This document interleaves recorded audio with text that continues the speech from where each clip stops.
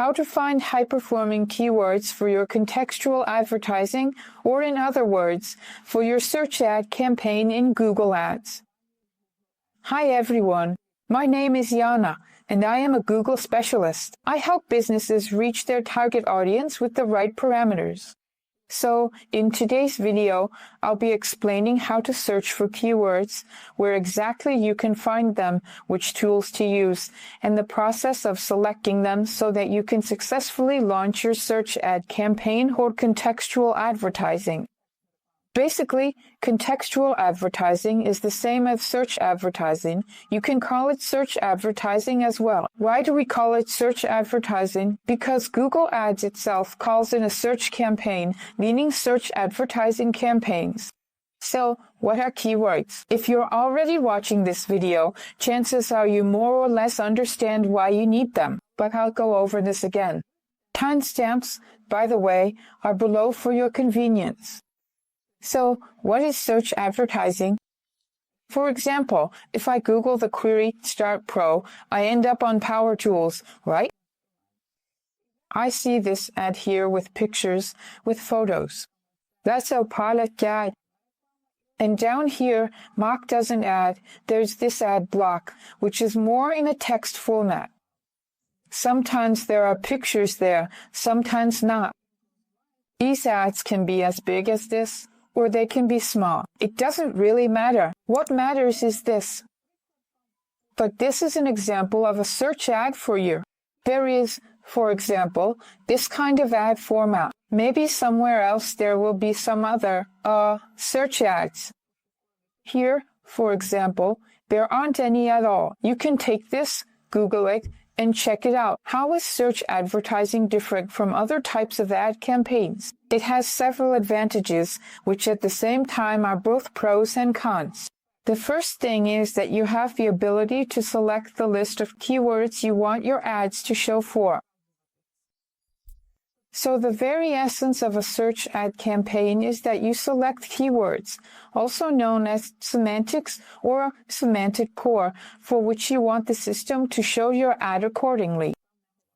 This is also your advantage, because you can lock in the specific queries for which you want your ads to appear. The downside in this case is that Google Ads has long since tweaked an element of keyword settings called match types. Where are match types? We can Google it right now. Take a look at what you find. I won't dwell on this for too long, but basically, roughly speaking, a match type is a specific setting at the keyword level that you add to your ad, which determines how closely Google can associate your keyword with related, and sometimes even unrelated, search queries. For example, we have 3 match types. These are exact match, phrase match, and broad match types. What's the difference between them? Exact match will try to find keywords that are as close as possible to the word you've specified. Not in the exact literal format, so don't think that some keyword might be added in the middle or at the end, but Google will try to make it as close as possible to the word you specify. Phrase match is often compared to the match type that used to have plus signs. Those who have been familiar with contextual advertising for a long time know that there used to be a match type where you would add plus signs, so to speak. This is something similar to that. Keywords can be added at the beginning, between the words, or at the end of the phrase. Or it could be something very similar to your keyword or key phrase. You should, well, for example, if someone Googles Power Tools, Google might show results like by Power Tools, Start Pro Power Tools, Dnipro M, Steel, and so on. That's the whole story. The downside of this approach lies in the phrase match type, especially the broad match, because sometimes the system can pick keywords that aren't really similar to what you set. It could be competitors' names, different brands, or even completely different semantics. Like, for example, how to fix something. And that's kind of a drawback of these settings for selecting the semantics. Because on one hand, you want to pick the exact keywords you want to show up for, but on the other hand, Google kind of blurs them and doesn't let you pin them down precisely.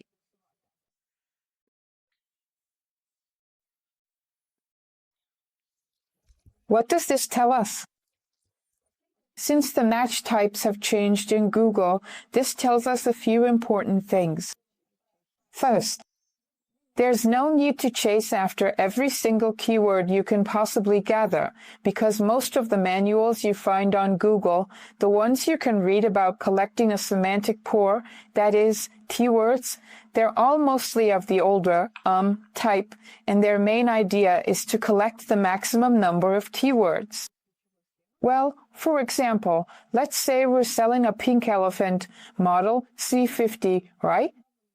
And we start collecting keywords like by pink elephant, model C50, by pink elephant, model, then C space, then 50, and so on in all sorts of different variations, like pinkish and other such variations of these keywords. Now, there's no point in parsing or selecting such keywords at all, because Google itself will limit the frequency of these words and block some of the keywords. They just won't be shown. Secondly, if you've already added the phrase pink elephant, like the C50 model, then most likely it will already cover all the other more in-depth keywords further down than if you were to collect all that semantics. So the first rule when selecting keywords is not to chase quantity. It's better to have fewer keywords, but select them with higher quality so they're more specifically tailored to what you want to sell. And it's better to work on quality metrics to lower your cost per click with this particular set of keywords. The second reason why you also can't just add all possible keywords, meaning collect everything you can, there used to be entire systems for parsing these keywords. Because Google, will limit the number of search queries it can actually show you in your advertising account. Well, maybe this reason isn't that crucially important for you, but just so you understand, Google limits them in visual display because now, with the rise of AI-powered search engines and everyone having higher-end mobile devices, a lot of queries are simply entered by voice. And now the trend is that most of the keywords people enter into the search bar, device search bar, almost 80% of all search traffic comes from mobile devices, and people aren't typing it in by hand, but using voice. Or even if they do type in these queries, they usually add 3 to 5 extra words along with them. So most of this keyword semantics might be entered just once and never repeated. They might have low frequency and so on, so there's really no point in chasing after them either. That's why Google upgraded its match types and made it a bit more convenient for us to launch these ads. For some, this might seem like a hidden money draining system, but in reality, Google optimized it and made it quite user-friendly. So don't chase after a huge volume of keywords. I also want to answer the question of whether it's possible to find the cheapest keywords. And look, it's already 2025 outside, if my calendar on my watch isn't lying. So what I want to say is that given how competitors operate, the types of advertising systems, and the ongoing improvements to AI in the Google Ads dashboard, there are practically no keywords left in the match types that have truly low competition in paid advertising. Maybe for SEO promotion this might make some sense. Unfortunately, I'm not an SEO specialist, so I can't really offer a more professional opinion here. If there are any SEO specialists among my viewers, please let me know. Tell me how crucial it really is to select semantics, whether it's more detailed, as broad as possible, as narrow as possible, and so on. So, what am I getting at? Where am I going with this? There are no low competition keywords, and those keywords that seem cheap compared to more expensive ones might not actually end up being the most budget-friendly for you in the end. What do I mean by that? you need to understand one simple fact. If, in this particular auction, there are sales for certain keywords, then most advertising accounts are already using automated strategies like maximize conversions or return on ad spend, something along those lines. And these strategies, if they see that this semantic group is generating sales, will also target there. At the same time, the advertiser won't always have the option to set the cost per click manually. The automation will handle that. So often the more expensive traffic is costly precisely because both automated strategies and regular advertisers using manual bids are willing to pay for it, since it sells. Yes, it might seem that the cost per click is 15, 30, or even 50 hryvnias in some niches. Personally, in my advertising sales niche, up until February 2022, I saw a projected cost per click of 2,000 hryvnias. So this just means that there's an auction where advertisers are willing to pay a high price. And there really is a buyer there. No one is going to pay a lot if there's no feedback from the market. Second, why can cheaper keywords end up costing the same per sale as expensive ones, or sometimes even more?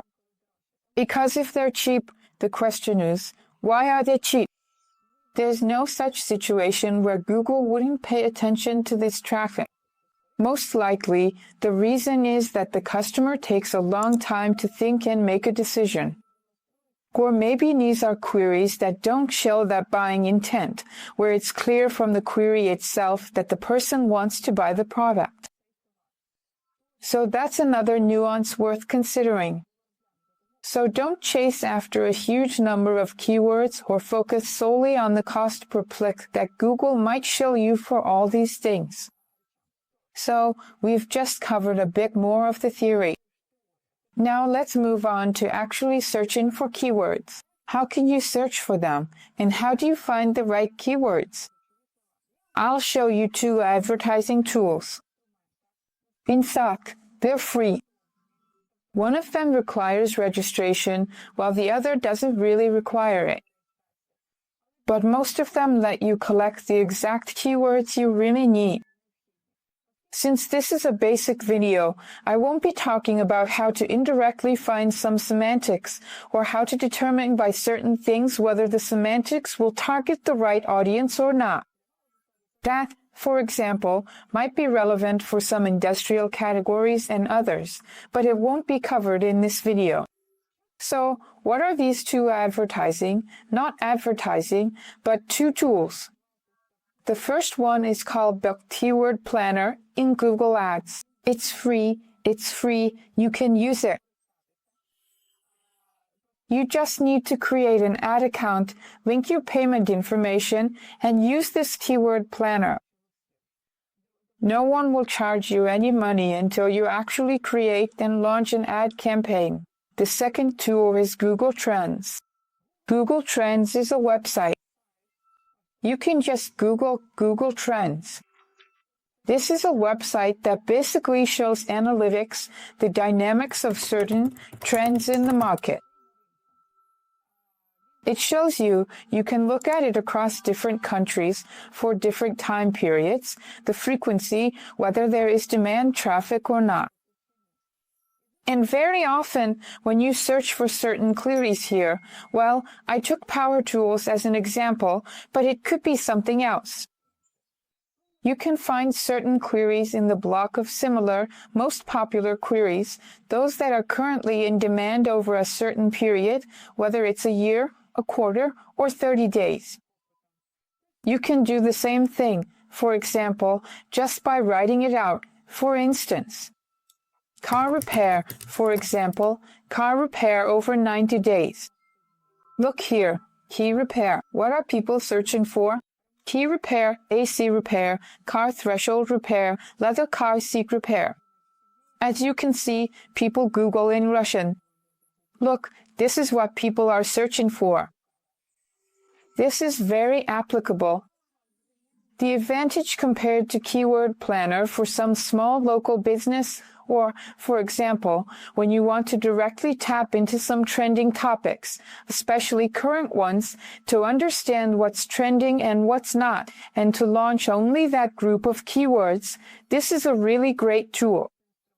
Yes, it can't show some low-frequency product categories. Maybe if you don't see anything here, most likely it just doesn't have enough statistics to show you that. But for most online stores or services, it's a pretty good option that you can use in various niches and others. You just need to enter a search query or select, for example, a topic if it suits you, and try to find all this information. Countries. Here you can select a country, something like that, and then continue working with it. A really cool tool. In fact, very often you can find semantics there that you won't find in the keyword planner.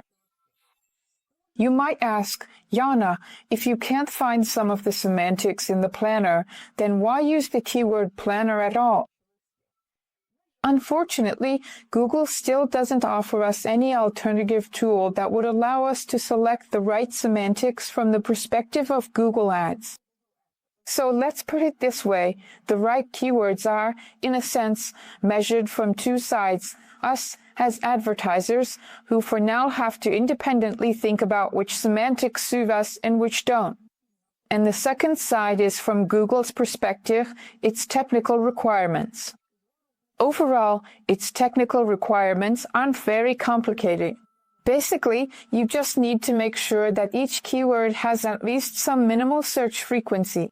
We'll see this frequency at the keyword level in a moment. And the second thing is the cost per click when creating your ad campaign. Let's talk about keyword research. You need to create an advertising account. How you set it up and what exactly you create there is your own personal story. If you just need it for keyword research, you can enter anything you want when setting up your ad account. Just don't forget to pause the ad campaign so it doesn't spend any money. So, after we've created the ad account, we have this section called Tools. Inside it, there's Planning, and here you'll find a section called Keyword Planner. Honestly, this section right here, Discover New Keywords, is all you really need. It's more than enough to get a sense of the average competitive cost per click, gather some basic semantics, or things like that. So, in this planner, there are several options for selecting these keywords. One of the easiest ways for most businesses, and it works especially well for competitive research, is to start with a website. What does that mean? It means that if I enter a website into this field and click View Results, I'll be able to see the keywords that are specified in the meta tags in the SEO descriptions of that site and check what kind of semantics Google associates with this competitor. This is if you're really too lazy to collect any semantics yourself, but you'll still have to go through it because not everything that works for SEO is suitable for paid advertising. Or you can enter several keywords. For example, let's continue with car repair, and I'll also show you, maybe, with power tools. You enter a few keyword options, car repair, maybe auto service, maybe you work in a specific region. So, for example, I entered 2 keywords, and you get about 10 keywords added. This doesn't mean that only 10 keywords are given for the forecast. This means that you made a certain forecast, looked at the keywords, then deleted that keyword set and added a whole new set of keywords. So let's take a look. Look, you can also add something like vehicle repair. And now let's see what the planner allows us to do here. Be sure to adjust the region where you want your ads to appear, whether it's all of Ukraine, a specific region like Kiev, or certain cities, adjust it to fit your needs.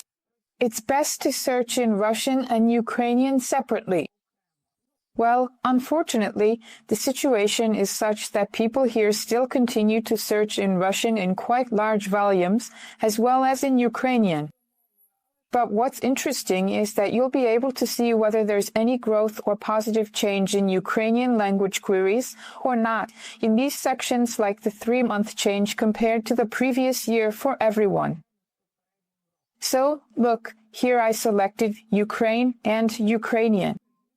For example, I'm searching for all queries, even though car repair, most likely, I don't want to advertise a car service station. I need to select a specific region, but I'll show you anyway. A common issue that people often face is that on new accounts, they might not have this kind of round analytics like I do.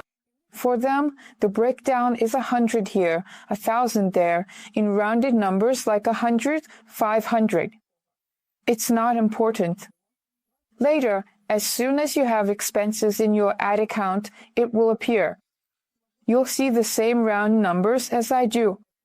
We even did an experiment. I log into the same ad account, and a new client logs in as well, and he also just sees very basic average values. I see round numbers. So, over time, yours will even out too.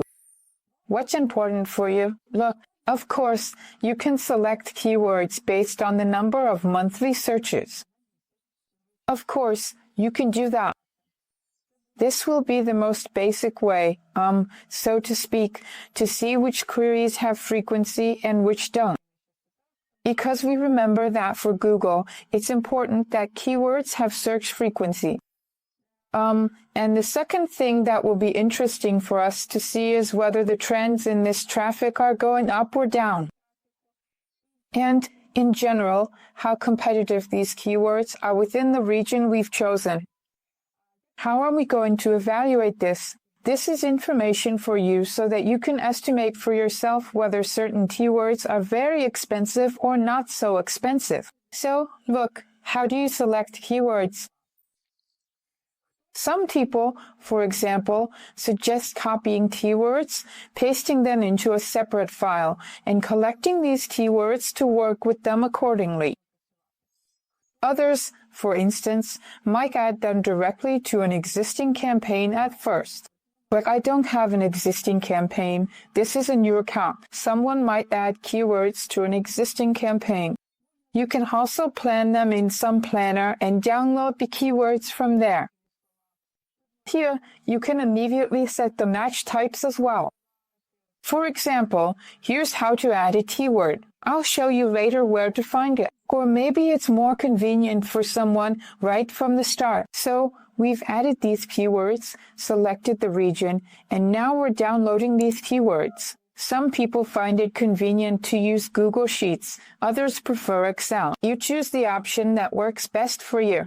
For some people, it's easier this way. For example, to go through these keywords and directly check which ones fit, which ones don't, and so on.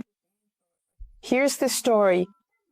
The hardest part for you will always be sorting through these keywords to see whether they're suitable or not. That's it.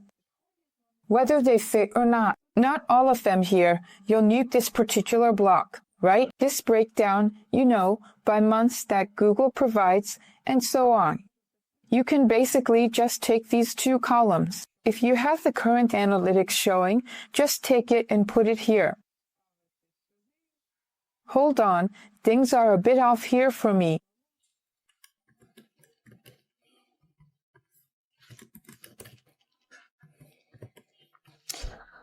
If you have the frequency, even the average one you've got, that'll be enough too.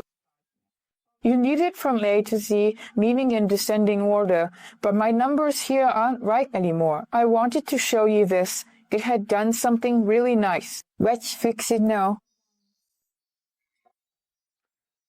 Format, number. Numeric. Let's reduce the zeros. From Z to A. Here we have it. Here it is by frequency. We'll go through them together. Some people find it easier this way. Like this one doesn't fit, this one does. And they go through and collect the keywords. Here are some recommendations I can definitely give. You can focus on semantics with a frequency up to 50. For most service niches, that's more than enough, honestly.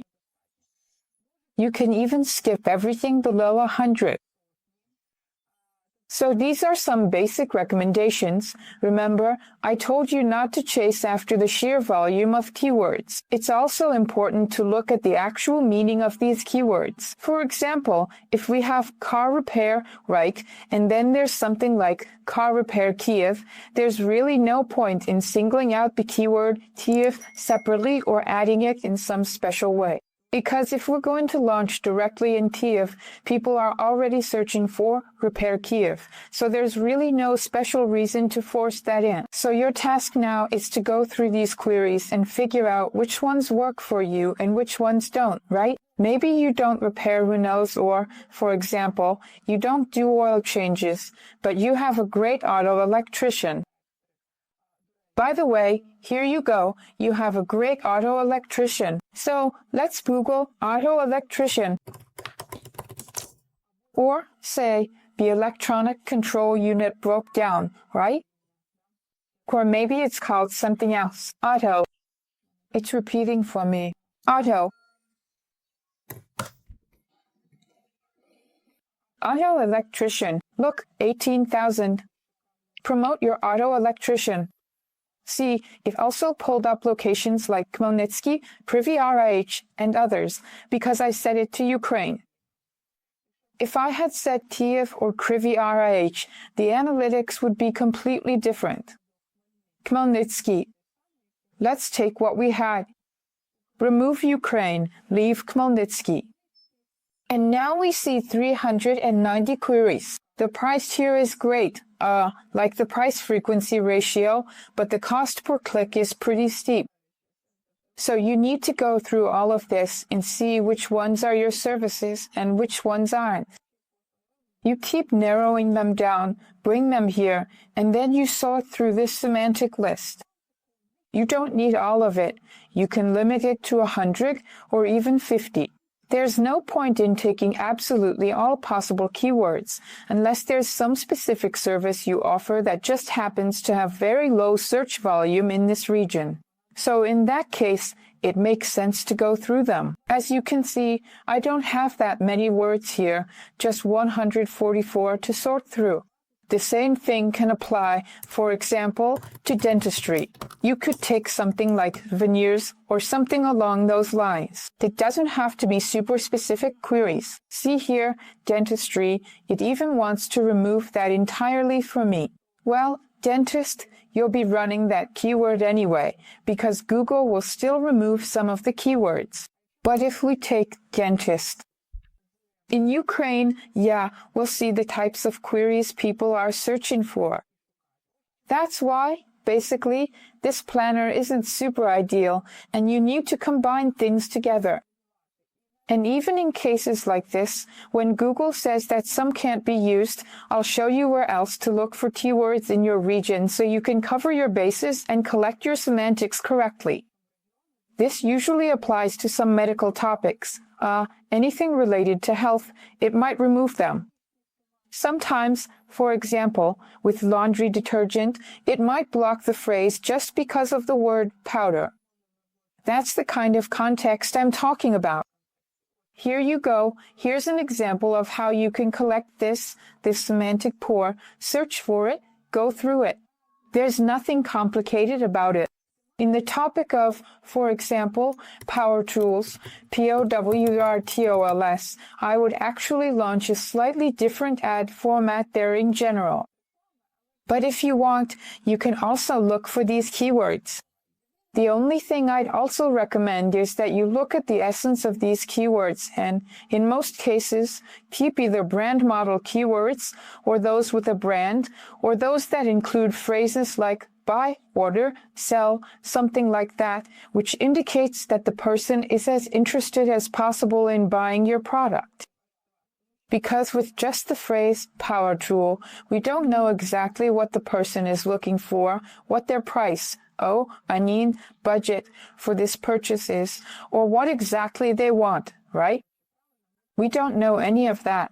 That's why we don't use such broader keywords. By the way, maybe you need a tip on how to select semantics for different niches. If that would be useful for someone, let us know in the comments. We can just make some videos about different niches. For example, picking keywords for certain regions, something like that.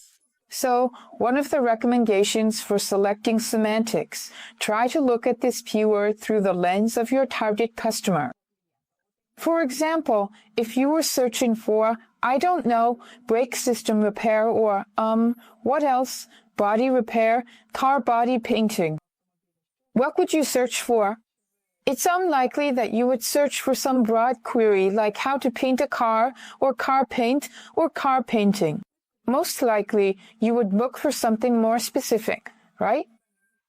If you put yourself in the client's shoes and try to think a bit about how exactly the client would search for you, you'll get an idea of which keywords to keep and which ones to discard. People keep keywords like buy, order, and those with geomodifiers.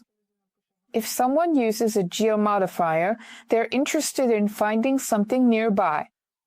In the US or European markets, near me searches are very popular. They look for car service near me or body painting, body repair near me. Ukrainians usually write the actual location. Pulling, dent, diagnostics, suspension, Kiev. You can pretty much use all this semantic data to launch ads. Pay attention to this. As for those niches where, for example, we can't pick up the semantics here because, like in the previous case, Google removed everything for us. What do? You take Google search in your region and type in the word dentist. For example, I have Kiev, but you can do it without Kiev. Here. You scroll all the way down, and here you'll see a block called People Also Search For. It's very often there. Google sometimes removes it from time to time, sometimes it doesn't, but it's usually present on mobile devices and on PCs. And here you can find the semantics that people are searching for after entering that previous query. So, you see, if I type in dentistry, there are suggestions like dentistry Kiev cheap, Viva dentistry, dentistry rating, Lipyunivka, Dobrobot, and so on. This is another backup option for you to search for this kind of semantics. Some of these could be used, some of these could be used. Troeshkina, if you're located in Troeshkina, Dobrobot, if that's your competitor, or if you're Dobrobot cheap, then you're excluded if you actually offer expensive services. Also, put competitors into a separate campaign if you want to advertise for them. Rating dentistry Kiev, most likely, I wouldn't use this keyword here, because people are looking for ratings. If you don't have an article or, say, a page about a doctor who has a rating, some awards, certificates, or something like that, then it's probably better not to use such keywords. So that's about how to search for keywords. You have 3 options. First, Google Trends, when you need to find something trending, gaining popularity, and so on. Second, the keyword planner. Yes, you'll have to go through a bit of hassle, create some basic ad campaign, fill in the payment details, and then you get access to this tool. And just in case, you can use the related search queries block. But you also need to check whether they suit you or not. These are the ways you can search for these keywords. Which keywords should you select, and which ones should you skip? Look at the core context of that keyword. What are we planning to sell? If just power tools doesn't work for us, most likely we need to go for something like buy or Bosch or, grand, steel, and so on to get things moving. Cordless tools. If you have some specific, expensive equipment, give preference to brand model queries. If you provide services, look for specific services that mention a nearby location, or maybe where it's clear that the person is interested in a particular service, like auto body repair, painting, or something like that, like repairing damaged cars, those American or European ones. Focus on the essence of the keyword and don't chase after volume. Gather 2 or 3 keywords within one service group. Gotcha. Of course, you can collect 100 or even 200 keywords if you want, but for most businesses, managing that many is pretty tough. So, what should you do next with these keywords? You need to group them correctly. Why do you need to group them? The main principle of grouping is to make sure that each group contains keywords that are very similar to each other, or keywords that can lead to the same page. So, for example, if you have keywords like car painting along with body repair and so on, you can basically put them together in one ad group. But if you see that your client is looking for car painting after an accident or something like that, then most likely you should separate those into a different ad group. Group by similarity. There are just a few rules for grouping, so the first one is, remember that the words should be quite similar. For example, you shouldn't group together, say, car service and car painting, because car service is a broader, more general keyword, and we don't know what specific service it refers to. Right? The second rule is that it's better not to add more than 20 keywords in one ad group, because if you have more than 20 keywords, usually those extra ones just won't work at all in the ad campaign.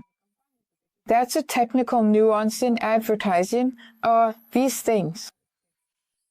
Third, try to avoid obvious duplicates. What are obvious duplicates? Well, for example, STO Kiev and Kiev STO are obvious duplicates. For example, looking for STO Kiev and STO Kiev are also obvious duplicates, because if you run them in match types as phrase match, then most likely looking for STO Kiev will still be shown. If we're talking, for example, about dentistry, right? Dentistry Kiev, like we had dentistry Kiev. Yes, that's right. Then you don't need to add dentistry Kiev Lukyanivka, unless you're specifically creating a separate ad campaign where you set the geo to the Lukyanivka district. Then it makes sense to add it. So look, if you just add dentistry Kiev, and you're advertising across all of Kiev, then there's no point in adding Solomiansky district or others, because you already have dentistry Kiev, especially if you've just added the word dentistry. Why are we trying to avoid obvious duplicates? To make it easier for you, the manager, to manage all the semantics. Secondly, there's no point in launching all of them. In other words, you'll just be pretending to do a lot of work, and you won't be able to properly control these keywords in terms of whether they're as cheap as possible or not. Are you overpaying for the cost per click, or are you not overpaying? So this is just a basic, quick video about one way you can look for keywords. If you're interested in a video about how to group or create search ad campaigns, or how to find those obvious and not so obvious duplicates, let me know in the comments and we'll make a separate video about it. Ideally, if you mention a specific niche, it would make things more focused, instead of me just covering a few different niches. Sometimes, in certain niches, specific questions come up that require showing something very concrete, giving recommendations, things like that. So, well, that's basically it.